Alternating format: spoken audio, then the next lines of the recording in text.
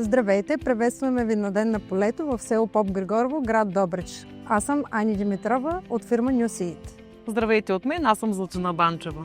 На платформата тази година представяме най-новата ни селекция по експрес технология. Това са хибриди слънчогледи с изключително висока устойчивост на синя китка, т.е. до раса хаш и на множество раси мана. Също така, тук ще може да видите двата ни нови високолинови хибрида и двата ни нови линолови хибрида, които са класифицирани в по-ранната група на ранозрелост, което ви дава възможност да избегнете горещините през последните 2 лета.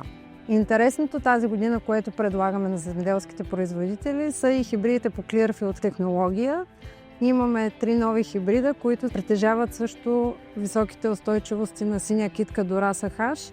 И това е предпоставка за висок добив при пропуск от страна на хербицидното действие. Знаете, тази година беше доста предизвикателна през пролета.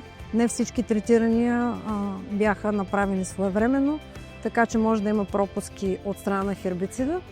Но с генетичната устойчивост, която притежават хибридите, този проблем е решен. Подканям всички земеделски производители да заложат на нашата генетика, най-малкото заради това, че тя ще даде едно спокойствие, заради високата устойчивост на синя китка, заради високата устойчивост на множество раси мана, заради ранния цъфтеж. Това би ви гарантирало едни по-високи и добри резултати в края на сезона. Пожелаваме на всички земеделски производители една успешна кампания до края на годината, успешна жътва и високи добиви.